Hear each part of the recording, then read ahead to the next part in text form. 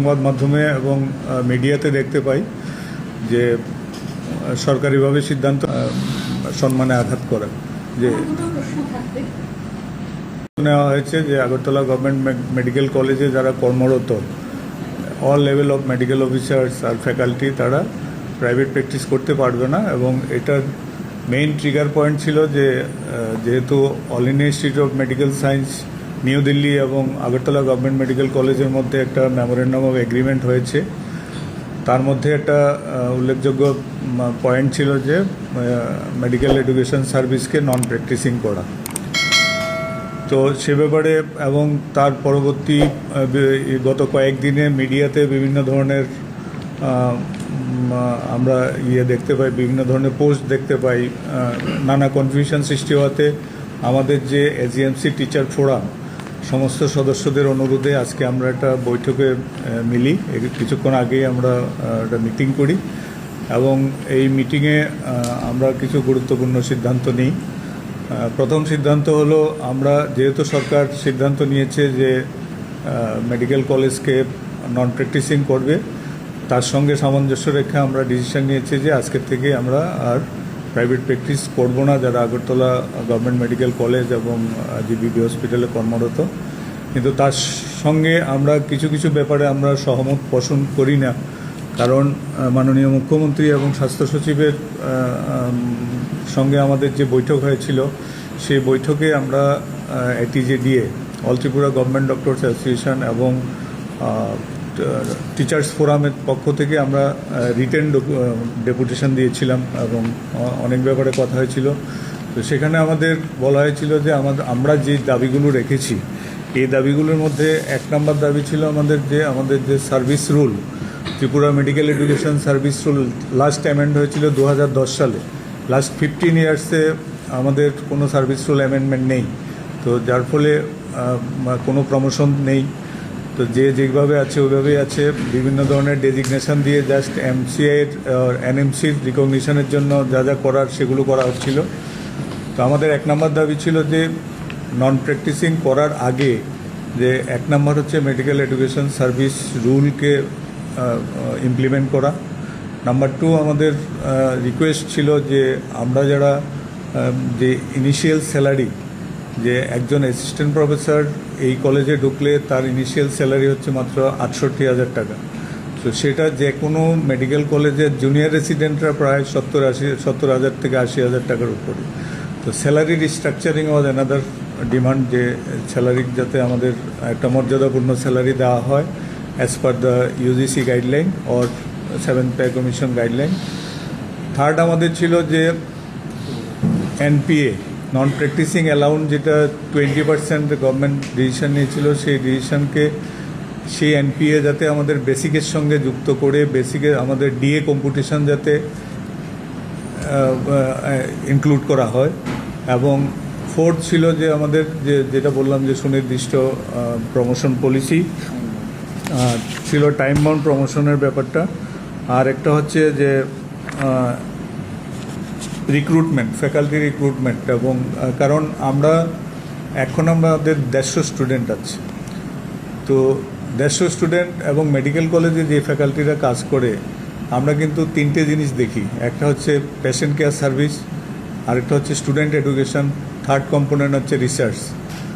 তো এত কিছুর মধ্যে ইনভলভ থেকে এটা ঠিক নয় যে সবাই আমরা ডিউটি আওয়ারের মধ্যে প্র্যাকটিস করছি, এবং এটাকে অন্যতম ফোকাস করা হচ্ছে যে সেই কারণেই মেইনলি প্রাইভেট প্র্যাকটিসে বন্ধ করা হচ্ছে। আমাদের যেটা হিসাব, হয়তো 5% ফ্যাকাল্টি কিছু কিছু ক্ষেত্রে নিয়ম ভায়োলেশন করে, এবং এই ভায়োলেশনের ক্ষেত্রে যারা ভায়োলেশন করে তাদের সঙ্গে আমরা আলাপ করেছি এবং তাদের কাছে যুক্তি আছে যে অনেক সময় দেখা যায় কি অনেক ভিআইপিদের রিকোয়েস্টে ডিউটি আওয়ারে গিয়ে অন্য প্রাইভেট হসপিটালে গিয়ে সার্ভিস দিতে হয়, যে এখন আসুন সার্ভিসটা দিন, অপারেশনটা করিয়ে যান, এগুলো ইনস্টেন্স হয়েছে। তো সেজন্য সব ক্ষেত্রে যে ওরা শুধু করতে যায় তা না, নিজেদের রোজগারের জন্য মাঝে মাঝে রিকোয়েস্টে ওনাদের গিয়ে অ্যাজ এ স্পেশালিটি করতে হয়। তো এই 5 to 10%-এর ক্ষেত্রে যদি আমরা স্ট্রিক্ট থাকি যে ডিউটি আওয়ারে কেউ যেতে পারবে না, এবং যেখানে যেখানে যায় সরকার চাইলে সেখানেও কিন্তু ইম্পোজ করতে পারে। যে যেখানে যেখানে যারা ডাকছে ডিউটি আওয়ারে সেখানে যাতে সম্পূর্ণ নিষিদ্ধ করা হয়। তো এটা নিশ্চয়ই গভর্নমেন্ট লেভেলে করা যায়। এটার জন্য আমরা অনুরোধ করেছি যে এটা যাতে স্ট্রিক্ট ভিজিলেন্স দেয় এবং এটা বন্ধ করে। এবং আমাদের দাবি ছিল যে নন প্রেডিক্টিভসটা ফেজ ওয়াইজ করতে, যে ইনিশিয়ালি, কারণ কি আজকে যারা বিভিন্ন মেম্বাররা যেটা এক্সপ্রেস করলেন, ওনাদের এই যে আজকে যে বিস্তৃত আলোচনা হয়েছে, ওনাদের বক্তব্য ছিল যে আমরা যখন সার্ভিসে ঢুকি তো আমাদের তো এই অপশনটা ছিল না। আমাদের তখন জানা ছিল যে আমরা প্র্যাকটিস করতে পারবো, সেই জন্যই মিনিমাম স্যালারি তো আমরা ঢুকেছি, আর মেডিকেল কলেজে একটা কেরিয়ার সবাই স্বপ্ন দেখে কেরিয়ারের, সেই হিসেবে দেখেছি। এখন সাডেনলি আমাকে ইউনিল্যাটারালি যদি বলে অপশন না দিয়ে যে তুমি পড়ো, ঢুকো, মানে ইমিডিয়েটলি সে প্র্যাকটিস বন্ধ করো, আর যদি প্র্যাকটিস বন্ধ করতে না পারো তুমি বেরিয়ে যাও। সো এই যে ব্ল্যাঙ্কেট, আমরা দুটি প্রেস কনফারেন্সে আমরা দেখেছি যে ডক্টরদের এইভাবে বলা হচ্ছে, যারা আজকে 20 বছর ধরে এই মেডিকেল কলেজে ফিজিক্যাল লেবারও দিয়েছে, মেন্টাল না শুধু ফিজিক্যাল লেবারও দিয়েছে, আজকে শুধু একটু প্রাইভেট প্র্যাকটিসের এই দিয়ে এত বড় ধমকি দেওয়া যে পছন্দ না হলে রেজিগনেশন দিয়ে বেরিয়ে যেতে পারো, এটা ভালোভাবে নেয়নি সবাই, কারণ এটা ডিমিনিং ফর এ ডক্টর। আমাদের এটা হ্যাঁ, যদি আমাদের হাসপাতালে যেগুলো আমরা বলেছি যে আমাদের ইনফ্রাস্ট্রাকচার তৈরির সাথে সাথে হিউম্যান রিসোর্সের পরিকাঠামো উন্নয়ন করা খুব জরুরি। আপনি বললেন সুপার স্পেশালিস্টদের কথা, তো সুপার স্পেশালিস্ট যদি আপনার টিম স্ট্রং না হয়, মানে তার পিছনে যদি তার SR JR না থাকে, তাহলে সে সবসময় বসে থাকতে পারবে না হসপিটালে। উনি তো 8 ঘন্টা কাজ করে বাড়ি যাবেন, তারপরে তো আরেকজন লোক লাগবে ফলো আপে, ভোরে এসে সে আবার রাউন্ড দেবে। তো এই জিনিসগুলো তো যেভাবে সব জায়গায় হয়, আমাদের এখানে আমরা তো ভিন্ন গ্রহের লোক নই, যেভাবে অন্য মেডিকেল কলেজে হচ্ছে আমাদের এখানে সেম হবে। এবং আমাদের স্ট্রাকচার সত্যিই কম, টাকা পয়সার ক্ষেত্রে বেতন খুবই কম। 20% বলাতে আমি দেখেছি অনেক মানুষ বলেছে 20% বেড়ে গেছে। হ্যাঁ, অনেকে ক্ষোভ প্রকাশ করেছে যে আমাদের কেন 20% বাড়িয়ে দিয়ে প্রাইভেট প্র্যাকটিস বন্ধ করা হচ্ছে, কিছু না দিয়ে তো প্রাইভেট প্র্যাকটিস বন্ধ করা উচিত ছিল। সুতরাং ব্যাপারটা এরকম নয়, ব্যাপারটা হচ্ছে গিয়ে যে আমার যে রিমফলের JR বেতন পাচ্ছে 1 লক্ষ টাকা, যে থার্ড ইয়ারে, আমার এখানে অ্যাসিস্ট্যান্ট প্রফেসর 68,000 টাকা দিয়ে জয়েন করছে। তো আমাদের ওই জিনিসগুলো বুঝতে লাগবে। এবং একটা কথাই আমরা বলবো যে যে ডক্টরদের ক্ষেত্রে যে কমেন্টসটা করা হয়েছে এটা মানে দুঃখজনক। এরকমটা হতে পারে না যে আপনি 30 বছর ধরে আছেন, তাকে আপনি বলছেন তুমি থাকলে থাকো, না থাকলে না থাকো, ইটস নট ডান। হ্যাঁ, তো এরকম একটা সিচুয়েশনে গিয়ে আমরা আশা করব যে এরকমভাবে যাতে আমাদেরকে বলা না হয়। দ্বিতীয় কথা হচ্ছে যে প্রাইভেট প্র্যাকটিসের কারণে যদি সাধারণ মানুষের ক্ষতি হয়ে থাকে, তাহলে আমাদের এই প্রাইভেট প্র্যাকটিস করার দরকার নেই, আমাদেরকে তো গভর্নমেন্ট বেতন দিচ্ছে না। কিন্তু আমরা চাইছি যে ওভারঅল এইমসকে নিয়ে আমাদেরকে যেভাবে বলা হচ্ছে যে এইমসের মতো আমরা হব, তাহলে এটা সত্যিকারভাবে খুলনলছে বদলেই এইমসের মতো হওয়া উচিত। যথেষ্ট আছে, স্যারও জানেন যে শর্টেজের ব্যাপারে আমাদের যে মানুষ যে নেই তা নয়, কিন্তু আমরা যে আরও দেখুন কিছুদিনের মধ্যে আমরা 250 স্টুডেন্টে যাচ্ছি MBBS। তো NMC তো খোঁজ করবে মানুষের, কারা দেখাবে, কারা পড়াবে তাদেরকে। সেই ক্ষেত্রে আমাদের এখানে দেখুন রিসার্চ, এডুকেশন এবং পাবলিক সার্ভিস, এই 3টা মেইন পিলার থাকে মেডিকেল কলেজে। সঙ্গে আমাদের পোস্ট গ্রাজুয়েট স্টুডেন্ট যারা 83 জন নতুন আসছে, তাদেরকে পড়াবে কারা?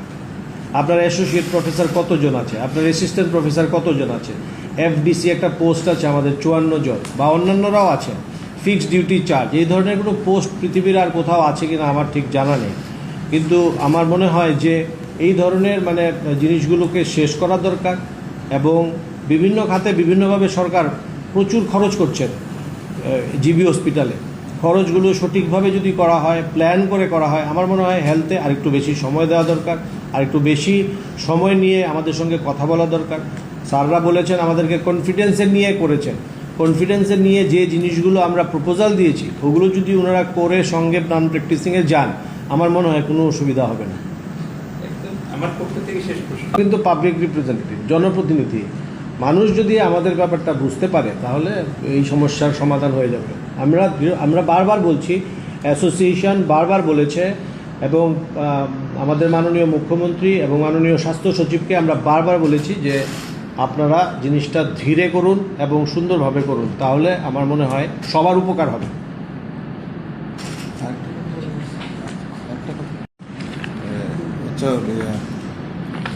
যারা এখানে ফ্যাকাল্টি হিসেবে জয়েন করেছিল, তো সবাই ক্যারিয়ার আপলিফটমেন্ট খুঁজে, সবাই চায় রেগুলার প্রমোশন, তারপরে বেতনক্রম সব কিছুই মানে চায়। এখন আমরা দেখতে পাচ্ছি যে এখানে আমাদের অনেক ফ্যাকাল্টি রয়েছে যারা এক পোস্টে জয়েন করে একই পোস্টে কী বলে যে রিটায়ার করেছে, যার ধরুন এত বছর যাওয়ার কোনো কিছু হয়নি। তো আমরা বলেছিলাম বর্তমান সরকার অলরেডি একটা প্রমোশনাল পলিসি চালু করেছিলেন, কিন্তু সেটা শুধু ওয়ান টাইম, একবেলা।